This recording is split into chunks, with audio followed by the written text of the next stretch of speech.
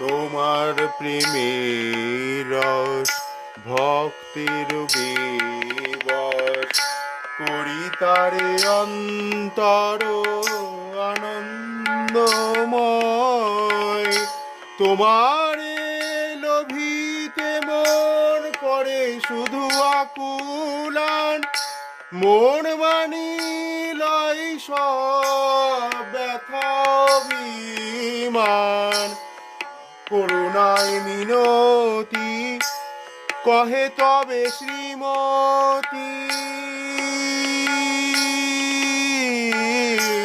করুণায় মিনতি কহে তবে শ্রীমতী।